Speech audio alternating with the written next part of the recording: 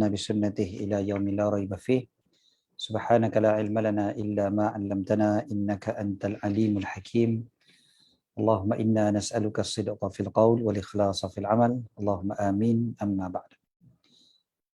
Alhamdulillah, syukur pada Allah. Allah kumpulkan kita pada pagi ini untuk kita sama-sama menyegarkan lagi kecintaan kita kepada Nabi SAW, dan mudah-mudahan Allah Subhanahu Wa Taala kurniakan kita kecintaan kepada Nabi SAW yang bertambah-tambah setiap hari, dan mudah-mudahan dengan berkat kita baca hadis-hadis Nabi SAW ini, tambahlah pula keberkatan daripada Allah Subhanahu Wa Taala di rumah kita dan di mana juga kita berada lah, insya-Allah.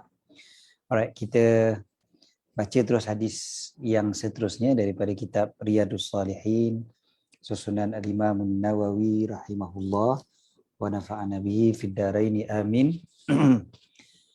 Kita baca hadis yang kedua kali ini, insya-Allah, sebab hadis yang pertama kita dah baca minggu lepas. Jadi hadis yang kedua pada pagi ini kita baca bisanadin muttasilin al-Imam An-Nawawi rahimahullah wa nafa'ana bihi fid dharain amin. Qala wa an ummil mu'minina ummi Abdillah Aisyah. Oh sebentar, lupa. Kita share dululah dia punya apa tu, teks bahasa Arab. Siapa yang ada terjemahan bahasa Melayu, dia tengok bahasa Melayu lah. Ni teks bahasa Arab dia.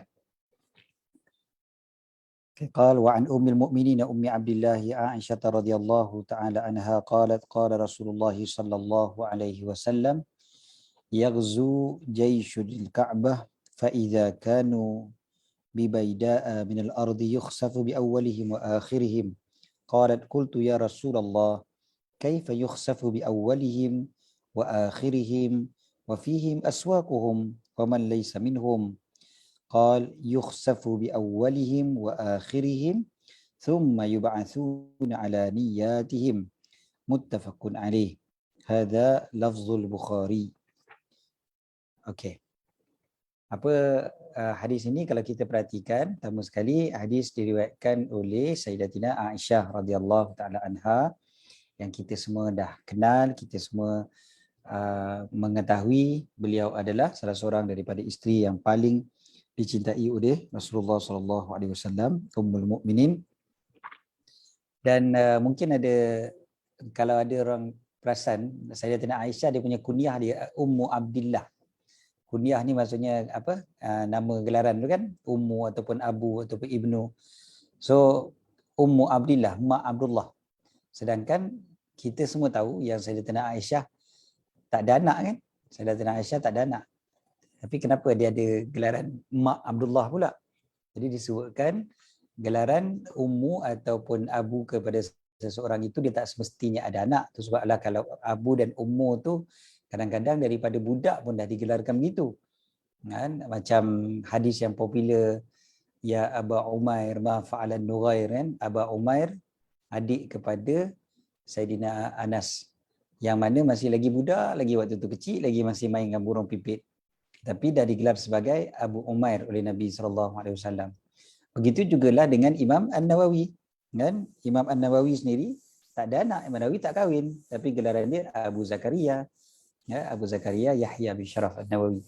Jadi maknanya beliau juga digelar sebagai Abu sekian-sekian, sedangkan beliau tak ada anak. So Ummu Abdillah datang daripada mana? Sebabnya dikatakan kerana mengambil sempena nama anak saudara beliau. Anak saudara beliau namanya Abdullah bin Zubair, anak kepada Sayyidatina Asma. Jadi Sayyidatina Aisyah ni selalulah jaga ataupun bermain dan inilah membesarkan Sayyidina Abdullah bin Zubair, maka digelarlah beliau sebagai Ummu Abdillah. Okey. So Sayyidatina Ummu Abdillah Aisyah radhiyallahu taala anha, beliau berkata apa? Qala Rasulullah sallallahu alaihi wasallam, Rasulullah sallallahu alaihi wasallam bersabda, yaghzu jaisyun al-Ka'bata. Kena baca betul-betul Yaghzu menyerang, jaisyun satu kumpulan tentera, al-Ka'bata Kaabah. Maknanya ada satu kumpulan tentera ingin menyerang Kaabah. Fa idza kanu bi baida'a minal ardi. Kemudian apabila mereka sampai di satu tanah lapang, baida'a minal ardi maksudnya kawasan yang lapang, kawasan yang tak ada apa-apa, itu dipanggil sebagai baida. Baida. Baida minal ardi yukhsafu bi awwalihim wa akhirihim. Lalu dihancurkan mereka daripada yang awal sampailah kepada yang hujung, ataupun dibenamkan mereka, yukhsafu. Dibenamkan mereka daripada yang awal di kalangan mereka sampailah barisan terakhir di kalangan mereka. Qalat, lalu Sayyidatina Aisyah berkata, qultu, aku bertanya, ya Rasulullah, wahai Rasulullah, kaifa yukhsafu bi awwalihim wa akhirihim, bagaimana dibenamkan daripada awal mereka dan akhir mereka, maknanya daripada saf pertama mereka sampai saf terakhir mereka, wa fihim aswaquhum wa man laysa minhum, sedangkan di kalangan diorang ni ada saja golongan-golongan yang tak termasuk di kalangan mereka. Aswaquhum ni daripada perkataan suq, maksudnya pasar, maksudnya ataupun suqah. Banyaklah ulama terjemahkan apa maksud suq dekat sini. Ada yang kata suq kat sini maksudnya ahlu aswaq, maknanya pedagang-pedagang, orang-orang yang berada di pasar, para pedagang lah. Maknanya mungkin ada orang-orang yang bukan nak serang Kaabah pun, bukannya, tapi dah duduk sekali, kebetulannya ada sekali dekat situ. Jadi semua sekali dihancurkan sekali ke? Semua sekali dibenamkan ke? Kan, waman laisa minhum, di kalangan mereka pula ada yang bukan di kalangan tentera-tentera tu. Maka Nabi SAW jawab, yukhsafu bi awwalihim wa akhirihim, akan dibenamkan daripada barisan pertama sampai barisan terakhir, thumma yub'atsuna ala niyatihim, kemudiannya mereka akan dibangkitkan atas niat-niat mereka. Muttafaqun alaih, hadza lafzun al-Bukhari. Okey. Jadi Nabi SAW kata apa? Mereka akan dibangkitkan berdasarkan kepada niat-niat mereka. Mereka dibangkitkan, maksudnya bangkit daripada kubur lah, berdasarkan kepada niat masing-masing. Dan mereka akan menerima balasan tu mengikut niat mereka. Kan? Yub'atsuna ala niyatihim, berdasarkan kepada niat-niat mereka. Kat sini ni sebenarnya kalau kita perhatikan hadis ni, pertama sekali hadis ni cerita tentang orang serang Kaabah. Yang ni wallahu alam bila. Ini antara dipanggil perkhabaran ghaib yang disampaikan oleh baginda Nabi SAW. Jadi walaupun benda tu bukan berlaku di hadapan mata Nabi SAW ataupun pada zaman Nabi SAW, tapi Nabi ceritakan. Wallahu alam bila. Dan memang kita tahu Kaabah ada diserang beberapa kali pun dalam lipatan sejarah. Kan, dalam sejarah Islam pun selepas daripada kewafatan Nabi SAW pun ada saja peristiwa-peristiwa yang mana Kaabah diserang.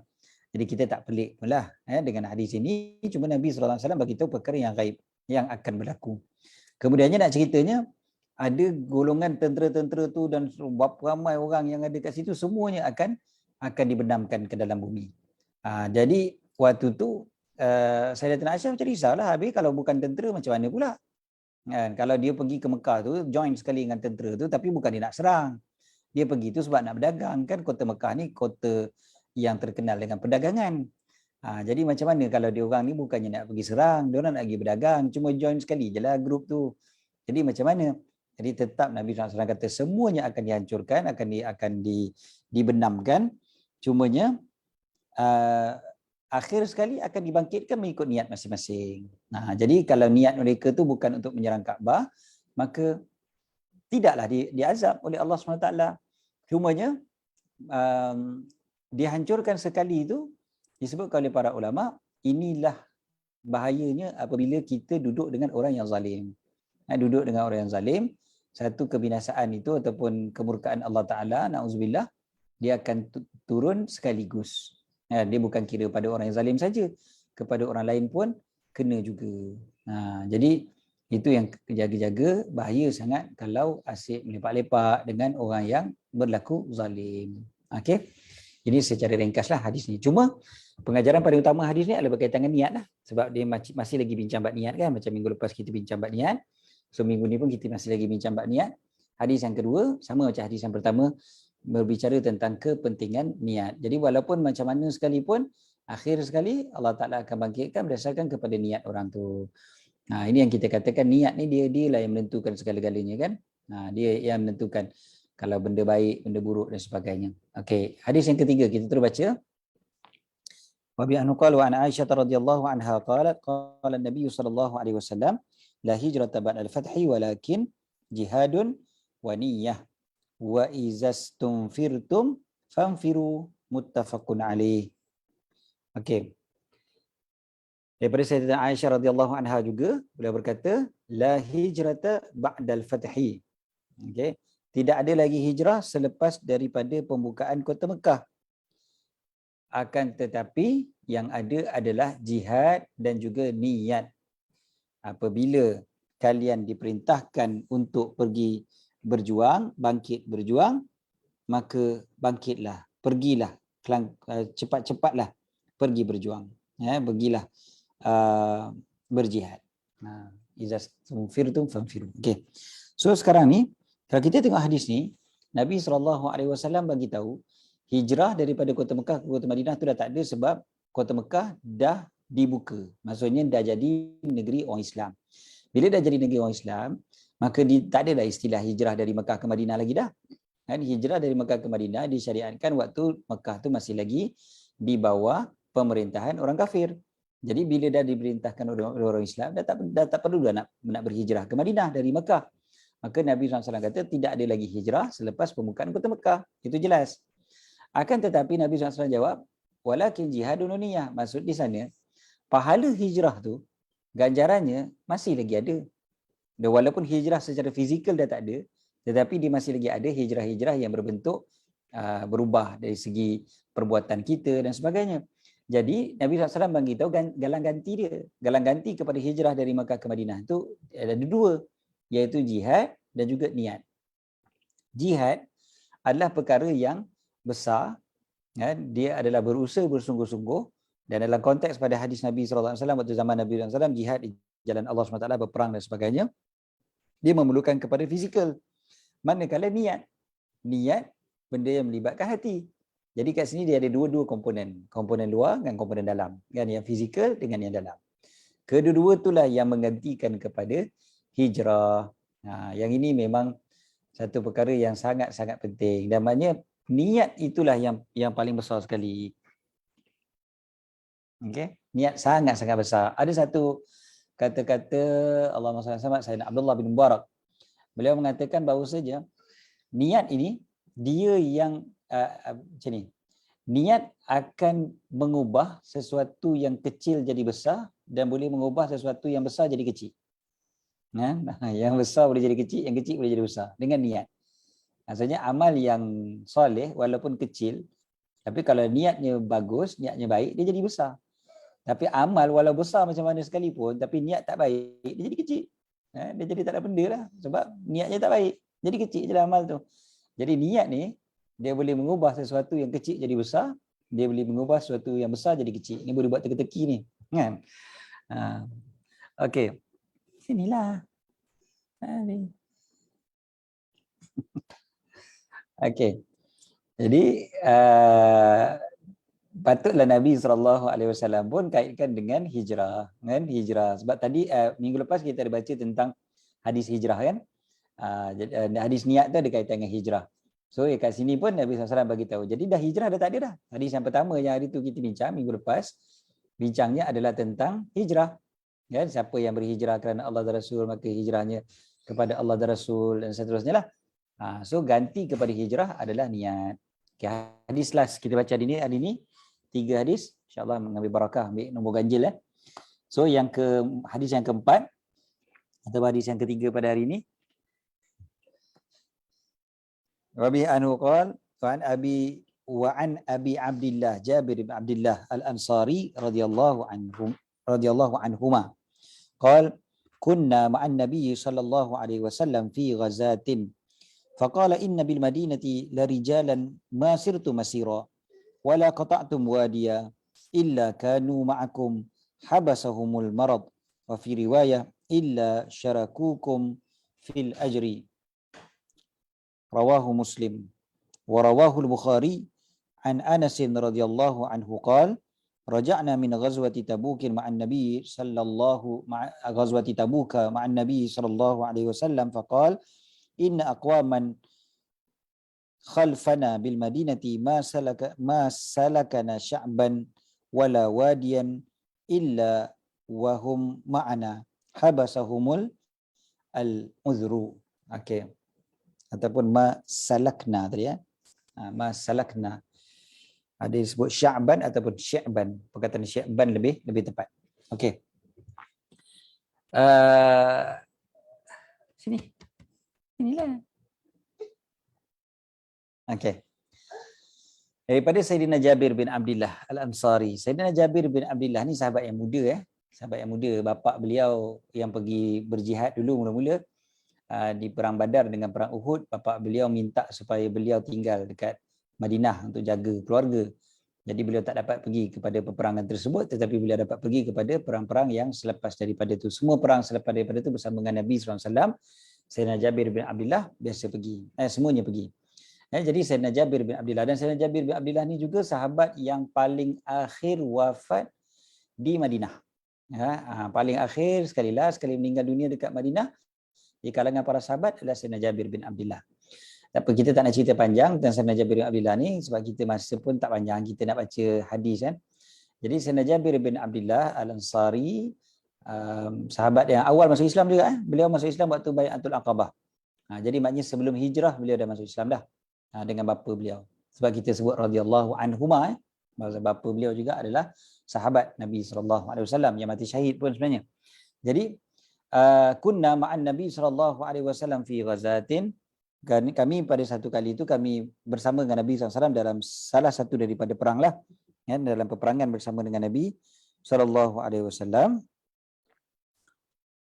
Disebutkan dekat sini adalah perang Tabuk. Kalau kita tengok hadis yang berikutnya tu, riwayat yang berikutnya tu perang Tabuk kan. So perang Tabuk berlaku pada tahun yang ke-9 Hijrah. Apa kata beliau?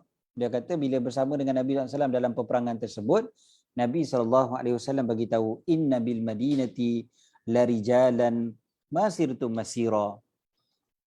Dekat Madinah ni, dekat Madinah, sesungguhnya di Madinah ada orang-orang yang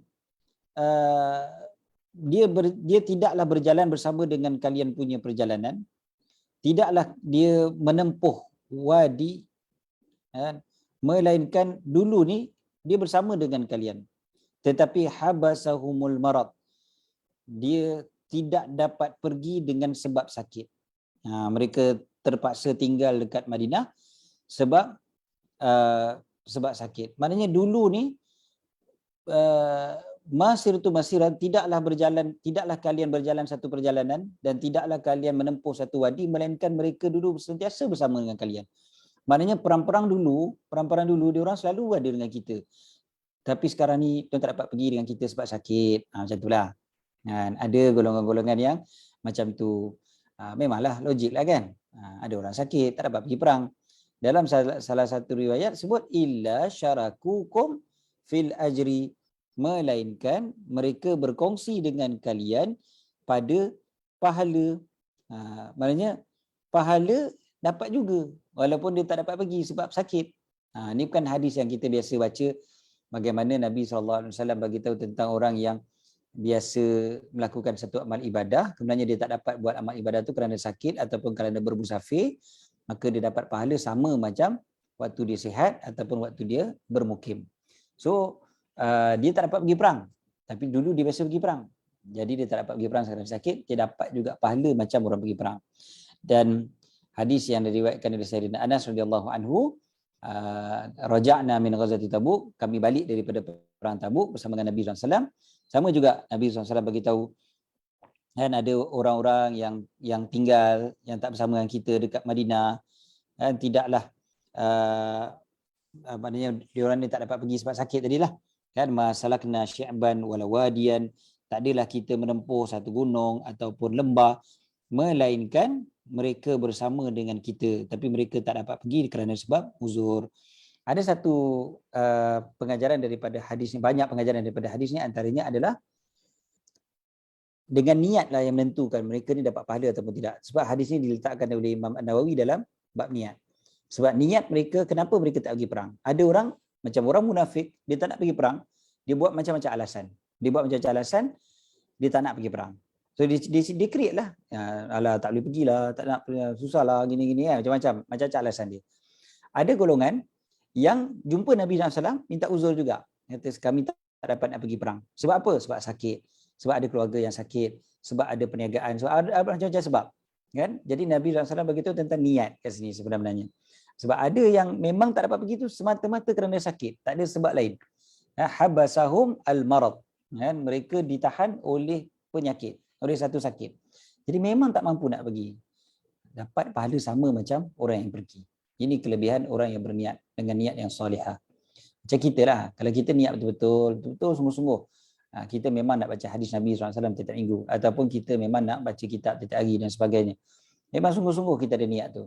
Tapi kita terhalang dengan sebab sakit. Tiba-tiba pagi ni sakit perut. Tak dapat nak join kelas. Kan? Contohnya. Pahala dapat sempurna. Kan? Perfect dapat. Dan hadis ni tadi Nabi SAW beritahu, kita jalan satu lembah, satu gunung dan sebagainya, semuanya Nabi SAW sebut begitu sebab nak tunjukkan bahawasanya pahala orang yang pergi berjihad ni, dia bukannya waktu perang tu itself, bukan waktu angkat pedang sahaja, tetapi daripada mereka keluar lagi, daripada mereka menempuh perjalanan tu lagi. Waktu mereka berjalan, tempuh jalan tu saja, dah pahala sebenarnya. Pahala dah ada dah. Pahala bukan hanya semata-mata ketika pergi waktu dekat medan perang. Sepanjang perjalanan tu sampailah balik, setiap langkah mereka adalah pahala. Dan ini antara pengajaran daripada hadis ni. Dan yang pentingnya adalah niat. Maknanya memang betul-betul solid lah. Memang aku ni nak pergi sebenarnya, tapi tak boleh. Maknanya bukan reka-reka lah. Bukan reka-reka. Sebab apa tak nak pergi berjihad di jalan Allah Subhanahu Wa Taala. So 3 hadis kita baca hari ni. Minggu lepas sebenarnya ada yang tanya soalan tapi tak sempat jawab. Tapi tak tanya kat chat, tanya dekat WhatsApp. Bila kita cerita tentang niat, apa soalan minggu lepas? Okey.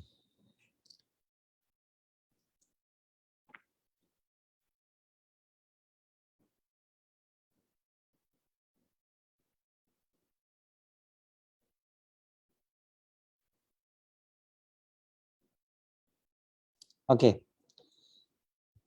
Bila kita cerita tentang niat, ada yang tanya macam mana kalau yang dah lepas-lepas. Kata kalau dah lepas, macam contohnya perkahwinan. Niat berkahwin tu macam-macam kan. Niat berkahwin yang baik-baik. Tapi kadang-kadang orang bila waktu kahwin dulu tak tahu benda-benda ni. Jadi dia tak adalah niat-niat yang baik tu. First of all, biasanya walaupun kita tak tahu macam mana sekalipun, nikah tu sendiri adalah satu benda yang semua kita tahu benda yang ibadah. Kan? Maknanya orang Islam tahulah benda tu ibadah. Cuma mungkin dia tak ambil berat. Itu je lah.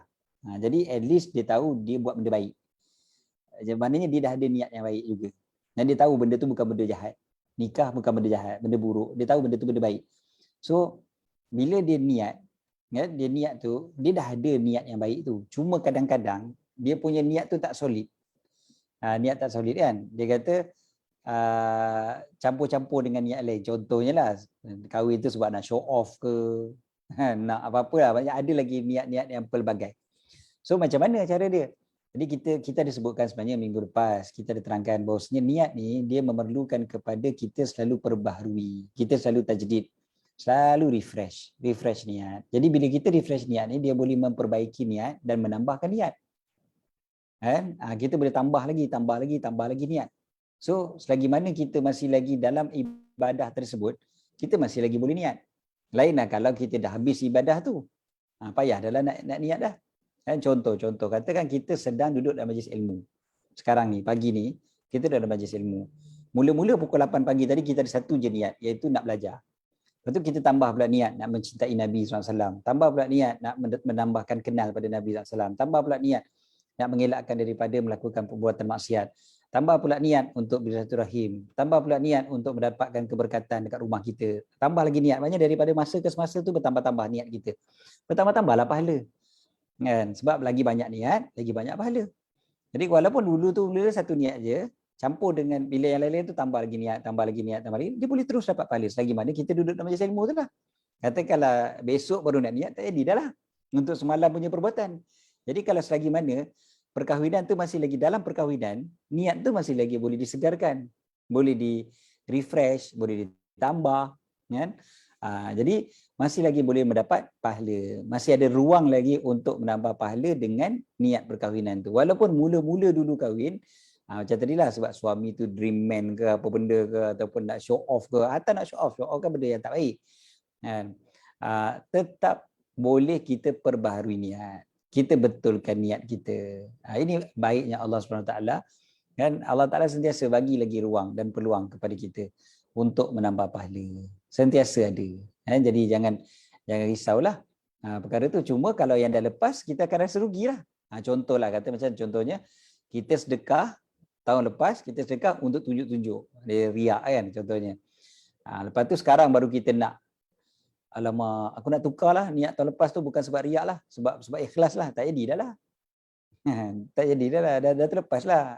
Caranya adalah bertaubat pada Allah, minta ampun pada Allah, minta Allah sucikan amalan kita tu. Boleh lagi, boleh minta Allah Ta'ala. Boleh minta Allah Ta'ala sucikan niat perbuatan kita tadi tu. Bukanlah jadi niat yang baru, tapi perbuatan tu minta Allah sucikan. Daripada perbuatan tu kotor jadi bersih. Boleh dengan rahmat Allah Ta'ala. Dan juga kita cover kan dengan kehadapan pula. Maksudnya kita ikhlaskan hati pula untuk ke depan. Jadi bila kita sedekah, next time kita sedekah, kita ikhlaskan diri kita pula. Jadi dia memang sentiasa begitu. Dan hati kita ni memang berbolak-balik. Oleh kerana itulah kita memerlukan bantuan daripada Allah SWT. Minta tolong pada Allah. Minta tolong Allah. Dalam Quran, Allah Ta'ala cerita tentang orang ikhlas. Allah Ta'ala kadang-kadang ada tempat yang Allah Ta'ala gunakan perkataan al-mukhlasin. Bukan semata-mata al-mukhlisin, tetapi al-mukhlasin. Dia ada beza tu. Mukhlisin, orang yang betul-betul ikhlas. Orang yang melakukan keikhlasan. Dia sendiri buat. Dia sendiri berusaha untuk jadi ikhlas. Kan? Dia sendiri membersihkan hati dia. Dia sendiri yang mensucikan hati dia. Tapi di sana ada perkataan yang Allah Ta'ala gunakan al-mukhlasin dengan baris atas dekat huruf lam. Al-mukhlasin maksudnya yang diikhlaskan. Yang Allah Ta'ala kurniakan keikhlasan. Jadi kat situ je kita dah nampak bahawasanya ikhlas ni datang daripada Allah Ta'ala juga. Minta tolong pada Allah. Ya Allah, kurniakanlah aku keikhlasan. Kalau siapa perasan, saya setiap kali mula kuliah, mana-mana kuliah pula, kita akan mulakan dengan perkataan ataupun dengan doa, Allahumma inni as'aluka sidqa fil qaul wal ikhlasa fil amal. Ya Allah, aku mohon pada engkau kebenaran pada kata-kata sebab nak bercakap kan. Wal ikhlasa fil amal, dan juga ikhlas dalam amalan. Doa ni bukan saya reka sendiri. Doa ni doa yang dibaca setiap kali kelas oleh guru kami Al-Habib Muhammad bin Ahmad bin Umar Asy-Syatiri rahimahullah. Al-Habib Muhammad Asy-Syatiri sahib syarah Yaqut Nafis.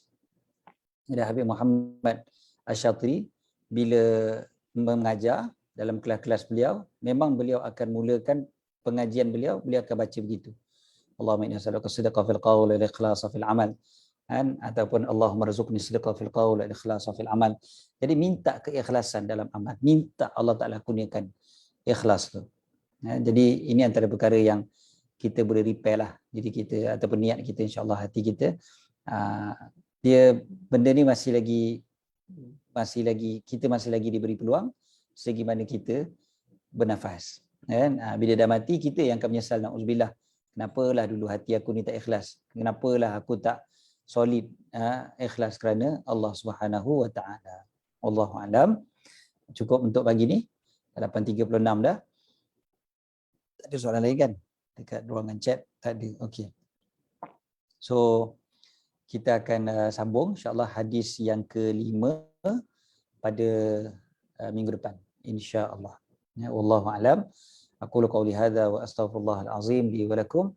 Bismillahirrahmanirrahim. Rabbana anfa'na bima 'allamtana, rabbi 'allimna alladhi yanfa'una, rabbi faqihna wa faqih ahlana wa qarabatin lana fi dinina wa ahli al-qudri unsa wa dzakar rabbi waffiqna wa waffiqhum lima tartadi qawla wa fi'lan karama wa rizqil kulli halalan da'ima wa khilla atqiya ulama nahsu bil khair wa nukfa kull syarr ربنا أصلح لنا كل شؤون وأكرم برضا منك العيون وقد عنا ربنا كل ديون قبل أن يأتينا رسول المنون اغفر واستر أنت أكرم من ستر صلاة الله تغشى المصطفى من إلى الحق دعانا والوفاء بكتاب فيه للناس شفاء وللآل الكرام الشرفاء وعلى الصحب المصابيح الغرار اللهم اهدنا بهداك واجعلنا ممن يسارع في رضاك ولا تولنا وليا سواك ولا تجعلنا ممن خالف أمرك وعصاك وحسبنا الله ونعم الوكيل ولا حول ولا قوة إلا بالله العلي العظيم صلى الله على سيدنا محمد وعلى آله وصحبه وسلم الحمد لله رب العالمين. Amin, amin, amin, amin. Jazakumullah khairan Ustaz. Mudah-mudahan Allah memilih kita, memilih Ustaz untuk menyampaikan kecintaan kepada Rasulullah SAW, mengenalkan Rasulullah SAW pada setiap rumah di bumi ini, insya-Allah. Kita tambahkan niat yang besar-besar, insya-Allah, memilih Ustaz menjadi orang-orang yang dekat dengan Rasulullah SAW. Jazakumullah khairan kathiran. Jazakumullah khairan untuk kehadiran semua. Mudah-mudahan Allah menambahkan hidayah kepada kita, insya-Allah, taufik dan hidayah, sehingga bertemu lagi minggu depan, insya-Allah. Assalamualaikum warahmatullahi wabarakatuh.